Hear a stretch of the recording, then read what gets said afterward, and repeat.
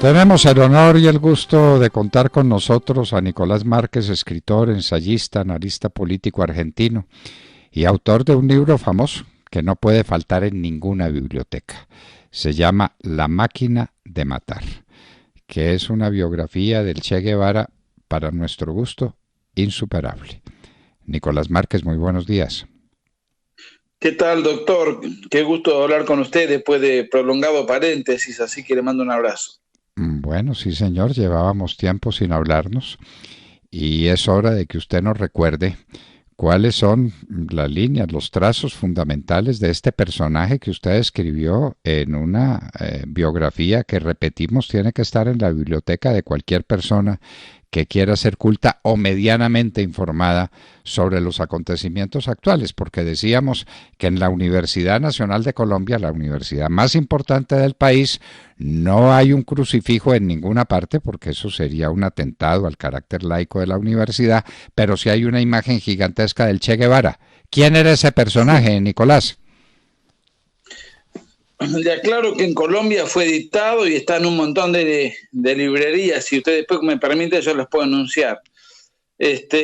Mire, él era si vamos por el principio, él nació en 1928, hijo de una familia aristocrática, tanto por parte de padre como de parte de madre. Tenía un linaje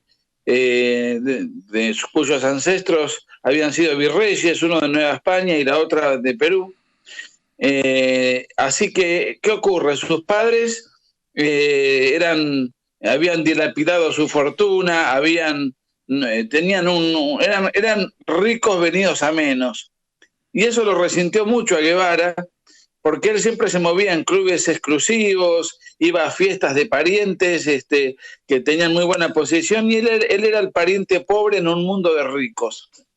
Tenía un asma feroz, era un gran voluntarista, porque él pretendía llevar adelante cualquier actividad deportiva, incluso de alto impacto físico, como el rugby. Terminaba recostado con el aparatito por el asma que él tenía, porque no podía resistir semejante esfuerzo. Su madre se casó estando embarazada de 6 meses. Ella era muy católica, pero los sectores católicos de la época, tenemos que situarlos en el contexto, le dieron la espalda a raíz de ese episodio, y la madre se resintió contra la Iglesia Católica. Entonces Guevara, el Che, creció en un ambiente resentido con los pobres. El padre de él no tenía ninguna autoridad, vivía en el casino, era mujeriego, y su madre le había inculcado un profundo odio religioso. Yo creo que con todos estos ingredientes él fue creciendo. Luego hay un dato que no es menor: como dilapidaban toda su fortuna, se vivían mudando, pagando de alquiler en alquiler. Cuando no podían pagar el alquiler, se tenían que mudar de casa. Como él era asmático, se fueron a vivir a una zona serrana de la Argentina, que es la ciudad de Córdoba, en las zonas montañosas, que en aquella época se suponía que el asma iba a estar amortiguada, y en 19 años que estuvo allí se mudó 14 veces. Uno dice, bueno, ¿qué tiene que ver esto con la psicología de Guevara? Y bueno, a mí me da para pensar. Guevara nació en Argentina, se hizo ciudadano cubano, se fue a pelear al Congo y murió en Bolivia. Y además, bueno, hay películas y cuadernos en torno a sus recurrentes viajes de turismo aventura como mochilero, ¿no? En uno de estos viajes es cuando él conoce a una agitadora del comunismo internacional, que es Hilda Gadea, una mujer con la cual él se casa y lo vincula con elementos del comunismo latinoamericano. Es allí donde él conoce a Raúl Castro y Fidel Castro, que acababan de ser indultados por el gobierno de Fulgencio Batista, a partir de un alzamiento que tanto Raúl, Fidel y otros guerrilleros habían intentado hacer al cuartel Moncada de La Habana. Luego, bueno, él se mimetiza, se siente fascinado con Fidel Castro. Yo creo que, esto es una especulación, pero yo creo que él se sintió fascinado por la figura de Fidel, porque era un personaje fuerte, alto, con personalidad, con carisma, que daba órdenes, y él creo que sintió de alguna manera un sustituto de su padre, que era un cero a la izquierda. Él se embarca en la expedición que estaban preparando los cubanos exiliados en México, para tratar de volver a Cuba y desde allí plantear una guerrilla rural. Se embarca como médico de la expedición porque él había estudiado medicina y supuestamente, porque esto está en duda, se recibió de médico. Pero finalmente no ejerció nunca la medicina en ese cónclave guerrillero, se convirtió en un guerrillero más y llegó a comandante.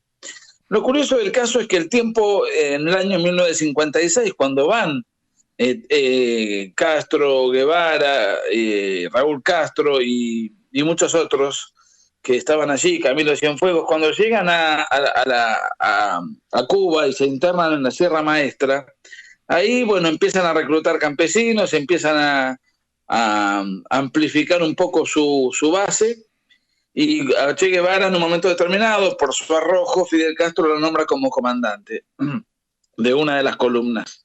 Ahora, lo particular de Guevara es que cuando él veía alguna indisciplina, algún gesto de sospecha, algún gesto que desdeñoso o que a él le generaba de alguna manera animaversión, lo que hacían era atarlos a un palo, frecuentemente a un árbol, con las manos todo maniatado, y los fusilaban. Ese era el mecanismo de sanción a todo aquel que no se subordinara cabalmente a lo que Guevara decía que había que hacer.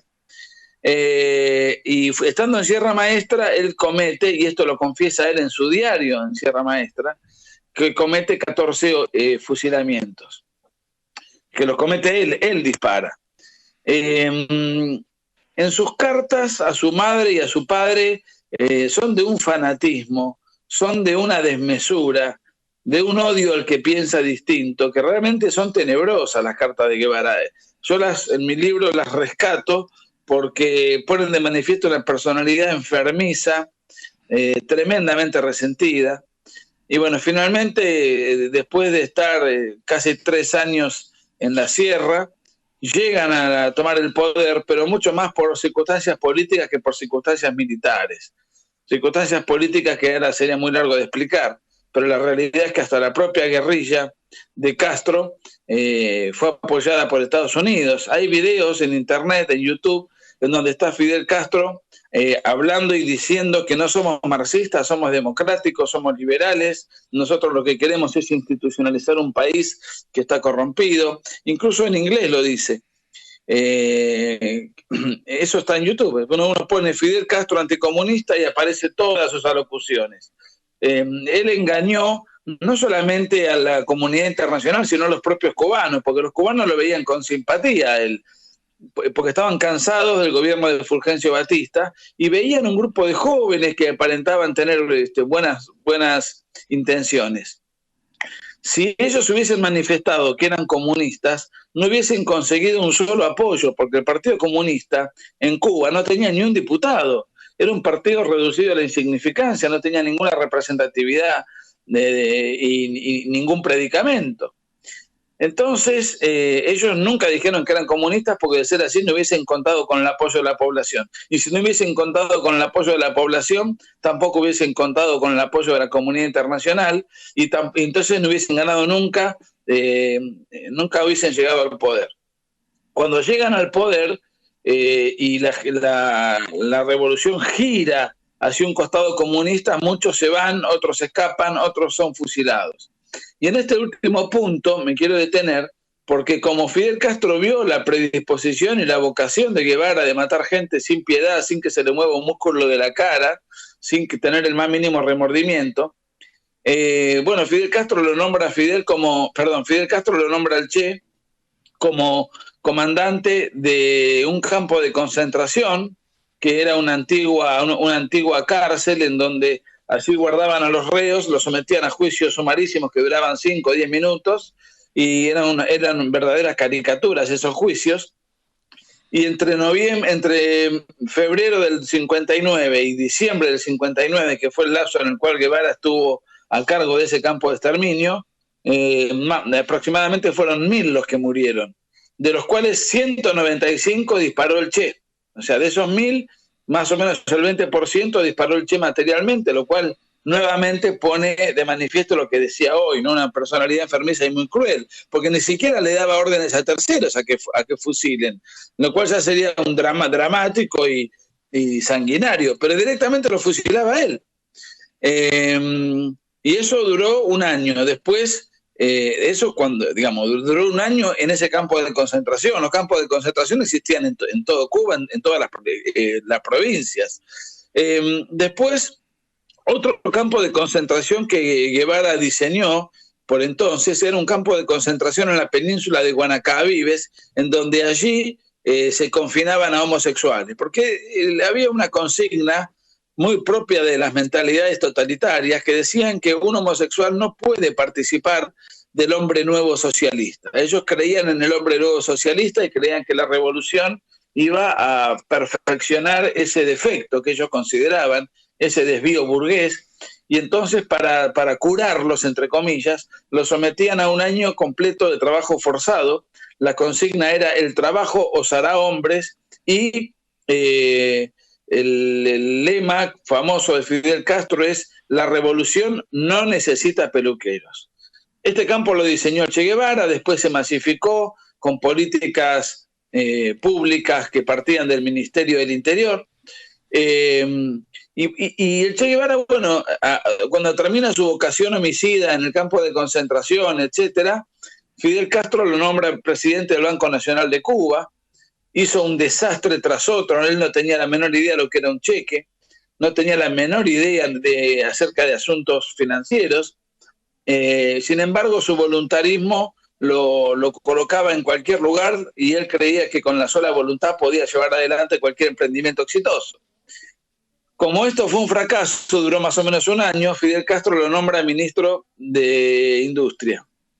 ¿Cuál es la industria principal de Cuba? El azúcar. El desastre que generó fue tal que Fidel Castro le creó paralelamente el Ministerio de Azúcar y le quitó el manejo del azúcar a Che Guevara. Y además Fidel Castro lo mandaba permanentemente a Che Guevara a hacer, a recorrer el mundo para sacárselo de encima. Y, digamos, él también parodiaba o por lo menos intentaba ser un diplomático, una suerte de canciller itinerante. Bueno, finalmente acá hay un episodio clave, que es la famosa crisis de los misiles, en donde de repente, es un caso famoso, que en ese momento en la Unión Soviética gobernaba Nikita Khrushchev. Raúl Castro y Fidel Castro logran convencerlo de que coloquen misiles en la isla de Cuba, apuntando a Estados Unidos. Y esto tenía una razón tecnológica. Estados Unidos podía desde Washington lanzar un misil que cayera en Moscú. Los rusos no tenían esa tecnología. Entonces necesitaban tener un lugar bien cercano para poner sus respectivas armas, cohetes, etcétera, para compensar esa debilidad armamentística. En Estados Unidos gobernaba Kennedy, que era un hombre inexperto y cometió muchos errores durante ese lapso. Casi nos vamos a la Tercera Guerra Mundial. Y finalmente los rusos decidieron sacar los misiles, hicieron una suerte de negociación, sacaron los misiles y volvieron a la Unión Soviética. Fidel Castro aceptó la quita de los misiles, y si no aceptaba, no importa, porque los que mandaban ahí eran los soviéticos, que en definitiva estaban financiando la Revolución Cubana. Entonces, para el Che Guevara esto fue una traición brutal. Y para Fidel Castro no fue ni más ni menos que un paso táctico, porque él era un político de raza y el Che Guevara era un fundamentalista de raza.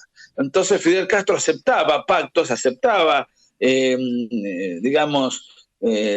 a ciertos zigzagueos políticos, y el Che Guevara ninguno. El Che Guevara era alguien con un arrojo, con una ceguera, con un fanatismo que consideró eso un oprobio.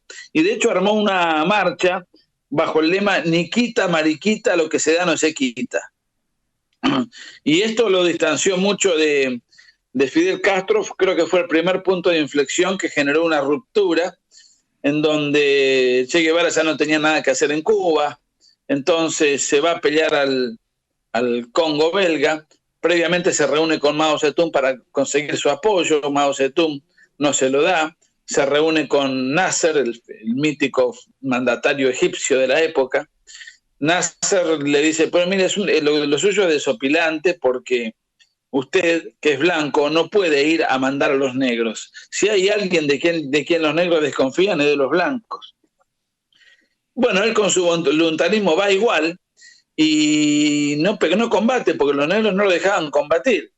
Y porque no confiaban en él, porque no creían en él, y además tenían determinados rituales exóticos, que el Che Guevara se enteró de esos rituales allí en África. Él no estudió los usos y costumbres del lugar en donde él iba a hacer la guerrilla. Y esto vuelvo a lo que dije hoy, que para hacer una guerrilla exitosa, cuando se tiene que pelear contra un ejército profesional, esta guerrilla solamente puede funcionar si tiene consenso social, si tiene consenso y arraigo en las masas. Y bueno, Che Guevara cuando llega lo primero que ve es que el enemigo iba a atacar con aviones y que su contingente no tenía ni siquiera artillería antiaérea. Entonces se reúne con el capataz, digamos, de los guerrilleros congolenses, como le quieran llamar, y le dice, bueno, pero no tenemos artillería antiaérea. Eso está en el diario del Che, en el Congo. ¿Hola? Sí, señor, estamos pendientes, Nicolás, pendientes, entusiasmados con lo que nos está contando. Entonces le dice, bueno, pero no importa, le dice el cacique congoleño. Le dice, nosotros tenemos el dagua. Bueno, ¿qué es el dagua? Bueno, es una poción mágica que hace el brujo, una especie de bronceador, digamos, pues se la untaban en la piel y con eso se suponía que eran inmunes a las balas y a las balas de cualquier tipo y a la pólvora y a cualquier ataque, incluso de los aviones. Van a hacer el primer enfrentamiento y mueren 170 guerrilleros. Y el Che Guevara dice, ¿y ahora qué me dicen del Dagua? No, lo que pasa es que el brujo falló con los pases mágicos, entonces lo que hicieron fue cambiar al brujo. El Che Guevara pensaba que lo estaban cargando, ¿no? Y así era. Las supersticiones de la zona donde él estaba, él no las había estudiado, no las conocía. Entonces, ¿cómo va a ganar simpatía de las masas, en este caso del Congo, si él no tenía la más pálida idea cuáles eran las inquietudes, los gustos, los usos y costumbres de los que viven en el lugar donde él decidía hacer una revolución? Bueno, la cuestión es que fracasa rotundamente. De hecho, en el diario del Che en el Congo, él pone, esta es la historia de un fracaso, relatando toda su vivencia y peripecia en el Congo.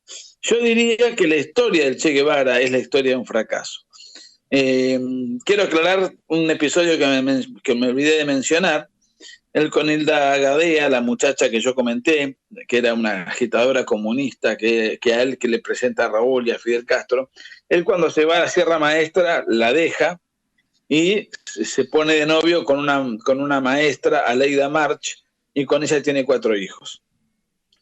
Lo que quiero decir es que él vivía viajando, ya que como padre era un padre inexistente, como marido era un marido inexistente, como guerrillero era malo, como médico nunca ejerció. Entonces fíjense, como ministro fue un desastre, como presidente del Banco Nacional de Cuba otro desastre. Fíjense cómo Guevara no va triunfando en nada de lo que él se propone. Y yo en el libro La máquina de matar recogí una anécdota muy interesante, que él ahí está, cuando termina su expedición infértil en el Congo, se va a Checoslovaquia y se queda 6 meses haciendo catarsis y reflexión en la embajada cubana en Praga. Ahí conoce a los Beatles y la canción favorita de él era Hombre de Ningún Lugar, que es una canción muy linda y que si uno estudia la letra de esa canción, lo reflejaba y lo representaba plenamente a Guevara. Él no tenía destino en el mundo, hombre de ningún lugar. Y finalmente, bueno, él quería hacer una expedición a Bolivia, evidentemente no se fatigaba con todas las peripecias que hacía y en las que fracasaba, quería siempre redoblar la apuesta. Y Fidel Castro, que ya no confiaba en el Che, dijo, bueno, tráiganlo, porque prefiero tenerlo acá controlado a que me haga cualquier tropelía en cualquier lugar que él quiera llevar a cabo un emprendimiento y quedemos nosotros pegados. Entonces se lo lleva a Cuba hizo todo un trabajo de inteligencia muy bien logrado. Che Guevara pelado, con la cara, digamos, totalmente cambiada, transformada, con los pómulos transformados, con los dientes transformados, todo para que sea insospechable que Guevara estaba viajando de avión en avión. Tenía que ser todo súper secreto. Cuando llega a La Habana, le preparan una serie de guerrilleros muy en su temple para desde ahí ir a Bolivia. Viajan a Bolivia. Acá es interesante porque no pudieron reclutar a un solo boliviano. Fueron al sur de Bolivia, en la península en una selva, la selva de Ñancahuazú. Es ahí donde, que es una selva donde hay muy poca comida, muy pocos habitantes, es un lugar muy poco propicio para agitar a las masas y hacer una revolución. Otra vez Guevara haciendo peripecias sin estudiar cuáles eran los lugares, digamos, óptimos o más amables como para llevar adelante un emprendimiento de estas características. Él no consiguió ni siquiera el apoyo del Partido Comunista Boliviano. Fue un desastre, otro desastre, en donde mataron ellos 49 personas entre campesinos y soldaditos bolivianos, todos de muy baja condición. Y hay una cosa que a mí me interesa mucho, que tiene que ver con lo que yo decía hoy respecto de su viaje al Congo. No tenía la menor idea cuáles eran los gustos y costumbres del lugar donde iba a hacer la revolución en Bolivia. Un poco el objetivo de él, porque esa zona estaba cerca de la Argentina, era hacer un foco guerrillero y desde ahí llegar al norte de la Argentina para empezar una revolución en Argentina. Un disparate, porque Argentina en esa época era un país muy urbano, muy urbanizado, con una clase media pujante. Estamos hablando del año 66, 67. Bueno, ese foco fracasa rotundamente. Y en un momento determinado, ya con el asma brutal que tenía, sin comida, harapiento, perdido en la selva, tirando tiros al aire, sin haber reclutado un solo campesino, lo detienen. Pero me olvidé de una anécdota. Cuando ellos veían que no podían reclutar a ningún campesino, Guevara les dice: miren, hagamos una cosa, estudiemos guaraní para poder contactarnos con las masas y de esa manera convencerlos de que se sumen a nuestro contingente, explicarles cuál es nuestro motivo. Bueno, después de estar estudiando guaraní y tratar de comunicarse con las masas, no se podían comunicar con las masas porque en los pueblos donde ellos iban a predicar se hablaba quichua. Entonces, él no tomó ni siquiera la precaución de saber estudió qué lo que idioma no era. había. ¿Cómo? Estudió lo que no era, Nicolás. Pero bueno, pero eso pone de manifiesto la locura de alguien que se arroja, que se embarca en cualquier experimento sin tener la más pálida idea hacia dónde va. Y sin embargo lo tienen como... La paradoja es que, por lo menos en Argentina, pero calculo que es un aforismo mundial, cada vez que se habla del Che Guevara hay una frase que lo secunda que dice: hasta la victoria siempre. Y no tuvo nunca una victoria. Es una cosa bastante curiosa. Cuando lo detienen, lo tuvieron 2 días, lo interrogaron, y acá hay una cosa muy, muy interesante.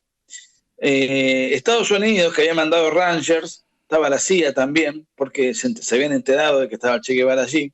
Cuando lo detienen, Norteamérica lo quiere llevar al Che Guevara vivo a Panamá, demostrarle que que Fidel Castro lo había abandonado, y de esa manera presumían que por despecho, ante la evidencia incontrastable de ese abandono, por despecho, el Che Guevara iba a contar muchas cosas de Fidel y muchas cosas de la Unión Soviética.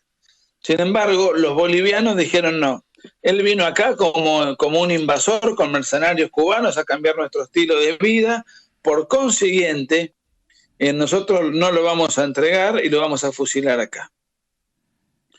Hicieron eso, lo mataron, lo fusilaron se me hizo una laguna, el 8 de octubre, creo, del año 1967. Y desde entonces se convirtió en una especie de fetiche, en una especie de logotipo comercial para consumo del burgués de manual del occidente capitalista, ¿no? Muy propio del progresista de clase alta, tener un auto con una calcomanía del Che, tener una remera con la imagen del Che, ir a marchas del orgullo gay con la cara del Che, cuando la realidad es que el Che Guevara precisamente no sentía simpatía alguna por los homosexuales, todo lo contrario. Hay una marcha ecologista y van ahí tranquilos con sus banderas y la bandera de Guevara. Uno va a una cancha de fútbol y ve las banderas de los equipos de fútbol, los colores de su equipo, pero con el centro la bandera de Che Guevara. Entonces, yo llegué a la conclusión de que los guevaristas no le hicieron a Guevara, porque si supiesen quién ha sido Guevara, no serían tan idiotas útiles de exhibir a un personaje de estas características. Así que creo que haber hecho una suerte de mini biografía de este sujeto tan negativo y tan lamentable para la libertad y como emblema de Occidente, no tiene nada que ver, es precisamente lo que él quería atacar, era los cimientos de nuestra civilización. Ojalá estos muchachos de la Universidad Nacional leyeran el libro de Nicolás Márquez, La máquina de matar. ¿Dónde se consigue aquí en Colombia, Nicolás? ¿Quién lo está distribuyendo? ¿Cómo?